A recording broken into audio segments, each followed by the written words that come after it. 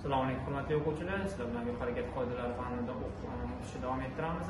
Keyingi tushunchamiz yo'l berish. Demak, yo'l harakat qatnashchilariga nisbatan imtiyozi bo'lgan boshqa yo'l harakat qatnashchilarining harakat yo'nalishi yoki tezligini o'zgartirishga majbur etishi mumkin bo'lgan hollarda harakatni davom ettirmasligini yoki boshlamasligini, biror bir manevr bajarishi mumkin emasligini bildiruvchi talab. Bu demak, yo'l bering talabi bo'ladi. Hozir men sizlarga buni chizib ko'rsatib beraman. Misol uchun bunda nima qilinadi? Mana chora qiladi, bizda yo'l bering degan belgisi ham bor. Oldin asosiy yo'l belgisini o'tganimni sizlarga ko'rsatib berdim. Mana ma'lum yerda bizda 2-4 deb nomlanadi. Transport vositalari nima qilish kerakligini bildiradi. Ya'ni yo'l berishlari kerakligini bildiradi.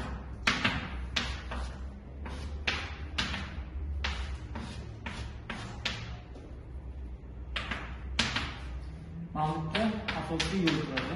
Agar shu transport vositasi ketma-ket yo'ldan o'tadigan bo'lsa, bunaqasi trayektoriya kesadigan bo'lsa, kim birinchi, kim ikkinchi o'tadi? Mana transport vositasi haydovchisi birinchi harakatlanadi. Bu transport vositasi haydovchisi demak ikkinchi harakatlanadi.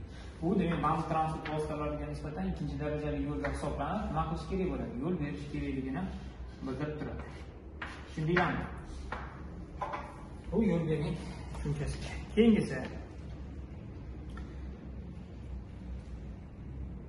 yo'l yoqasi, ya'ni yo'lning qatnov qismiga u bilan bir safda bevosita tutashgan qoplama turi bilan farq qiladigan yoki biror yo'l chizig'i yordamida ajratilgan ushbu qoidalarga muvofiq harakatlanish yo'nalishi to'xtash va to'xtab turish uchun foydalanadigan bo'lagan. Hozir men sizga buni chizib ko'rsatib beraman, keyin yo'lni ham ko'rsatib beraman.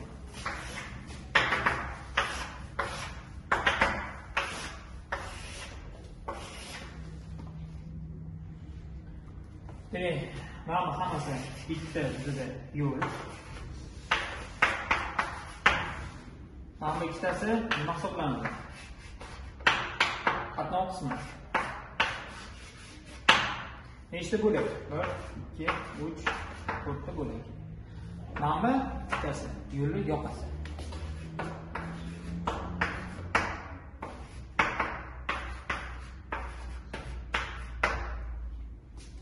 Endi hozir ko'chada masalaga ko'rsatib beraman. Ta'zim qiling. Hurmatli o'quvchilar, demak bu yo'l qatnov qismi va yo'l yoqasi va harakatlanish bo'lagi tushunchalarini hozir sizlarga ko'rsatib beraman. Demak, bu yerda ikkita qatnov qismi bor. Ko'ryapsizlarmi? Bir yoqqa va bir yoqqa. Bo'lak ikkita. Mana bu yo'lni chekkasi mana yo'lni yoqasi hisoblanadi. Mana bu yo'lni yoqasi nimaga kerak? Mana transport vositalari to'xtab turishi uchun mo'ljallangan qismi. Demak, yo'lni yoqasidan nima qilinadi? Chiqib harakatlanish taqiqlanadi. Demak, yo'lni yoqasi yo'lni qoplamasi bilan ham farq qiladi. Mana qaranglar, bu yoqda asfalt yaxshiroq, bu yoqda asfalt demak uncha sifatli emas. Demak, yo'lni yoqasi to'xtamoqchi bo'lgan haydovchi iloji boricha mumkin qadar yo'ldan uzoqroqga nima qilish kerak? Olib chiqib qo'yish kerak. Yo'lni yoqasiga mumkin qadar o'ngroqda to'xtash kerak bo'ladi. Mana sizlarga mana shu narsani hozir tushuntirib bermoqchi edim. E'tiboringiz uchun rahmat. Sog' bo'linglar, salomat bo'linglar.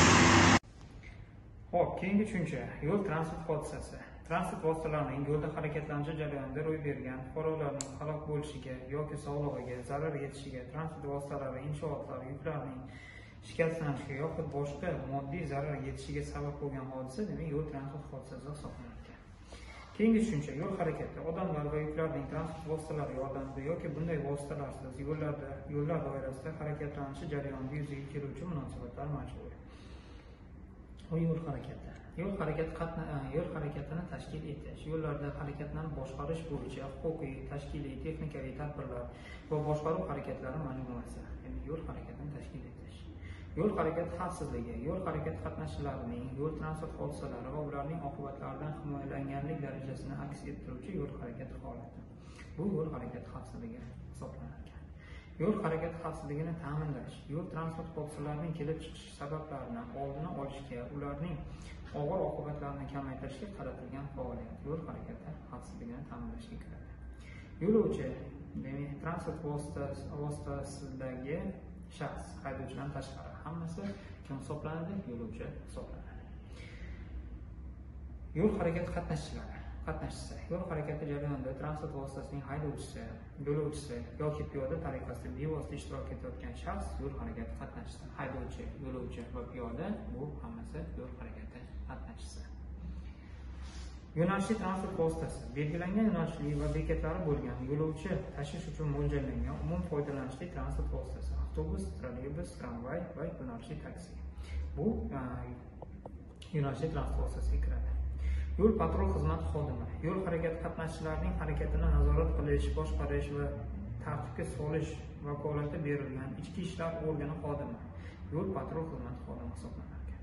Kuzatish ma'muriy huquqbuzarlik sodir etilgan shaxslar bo'lgan o'z harakatlari bilan boshqa harakat qatnashchilari hayoti, sog'lig'iga xavf solayotgan transport vositasi haydovchisi yo'l patrul xizmati xodimining to'xtash to'g'risidagi qonuniy talabini bajarmaganda to'xtatish maqsadida orqasidan borish bu kuzatish hisoblanar ekan. Majburiy to'xtash texnik nuqson tashlayotgan yuk, haydovchi va yo'lovchilarning holati, yo'ldagi biror to'siq tufayli xavf yuzaga kelganda yoki ob-havo sharoitiga bog'liq holda transport vositasini harakatini to'xtatish. Majburiy to'xtashga nima kirar ekan? Transport vositasi nosoz bo'lib qolsa, buzilib qolsa to'xtaysiz. Yoki haydovchi yoki yo'lovchilarning sog'lig'i yomonlashsa, demak to'xtaysiz. Bunda nima qilinadi? Demak, haydovchi albatta avariyaga, ya'ni falokat yorug'lik choralarini yoqib, undan keyin demak nima qilish kerak ekan? Orqaga falokat sababli to'xtash belgisini qo'yiladi. O'shandagina demak bu qonuniy majburiy to'xtashga misol bo'ladi, kiradi. Bunda demak qoidabuzarlik hisoblanmaydi. Agarda bu choralarni ko'rmasa, demak bu qoidabuzarlik bo'lishi mumkin. O'shaning uchun demak har doim nima qilish kerak ekan? Falokat yorug'lik ishoralarini yoqib, demak falokat sababli to'xtash belgisini nima qilish kerak ekan? Qo'yish kerak ekan. O'shandagina bu qoidabuzarlik hisoblanmas ekan. Keyingisi mexanik transport vositasi. Demak, transport vositasi ikkiga bo'linadi. Mexanik transport vositasi va nomexanik transport vositasi. Demak, mexanik transport vositalariga nimalar kiradi? Dvigatel bilan harakatga keltiriladigan transport vositalari. Bu atamalar barcha traktorlar, o'zi yurar moslamalarga ham taalluqli. Demak, mexanika hammasi dvigateli bo'lgan transport vositalari bu mexanik transport vositasi hisoblanar ekan. Nomexanik demak dvigateli bo'lmagan transport vositalari demak nomexanik transport vositalari hisoblanar ekan.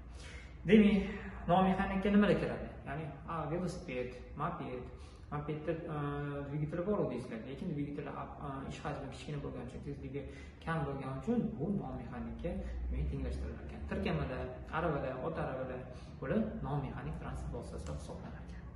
Keyingisi moped va mototsikl tushunchalari. Moped ish hajmi 50 cm3gacha, yuqori tezligi soatiga 50 km dan oshmaydigan, dvigatel bilan harakatga keltiriladigan 2 yoki 3 g'ildirakli transport vositasi.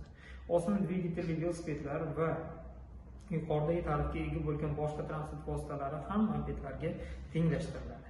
Demak, tezligi 50 dan oshmaydigan, dvigatelli ish hajmi 50 kub santimetrdan oshmaydigan ikkita g'ildirakli transport vositalari mopedga tenglashtiriladi.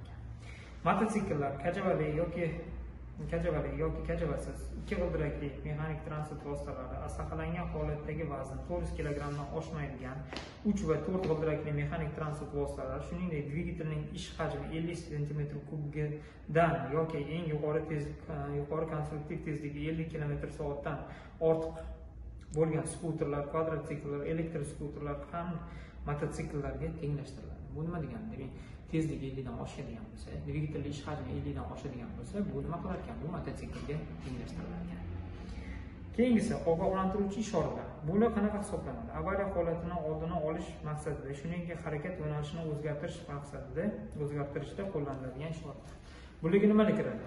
Pavorotnik, tovush moslamasi, farani o'chirib yoqirish, demak qo'l bilan beriladigan ishoralar, hammasi demak ogohlantirish ishoralar. Orqa tormozni bosganda tormoz chiroqlari, orqaga harakatlanishdagi demak orqa chiroqlari, hammasi ogohlantiruvchi ishoralarga kiradi. Keyingisi piyoda transport vositasidan tashqarida bo'lgan va yo'lda biror bir yumush bilan band bo'lmagan shaxs.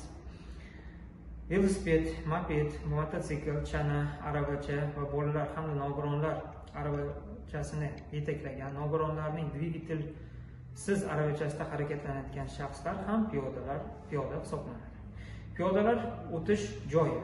Yo'l qatnov qismining piyodalar kesib o'tishi uchun mo'ljallangan 5.16.1, 5.16.2 yo'l belgilari va 1.14.1dan 1.14.2gacha yo'l chiziqlari bilan ajratilgan bo'ladi. Yo'l chiziqlari bo'lmasa, piyodalar o'tish joyining kengligi 5.16.1 va 5.16.2 yo'l belgilari orasidagi masofa bilan aniqlanadi. Demak, piyodalar o'tish joyi o'zi 3 ga bo'linadi. Yer osti o'tish joyi, yer usti o'tish joyi va yerni o'zidan o'tish joyi. Yerni o'zidan o'tadigan joy, demak yerdan o'tadigan joy 2 ga bo'linadi. Tartibga solingan va solinmagan. Hozir men sizlarga ko'chada buni ham ko'rsatib beraman videoroliklarda. Tartibga solinmagan piyodalar o'tish joyi mana shu belgilar bilan belgilanadi.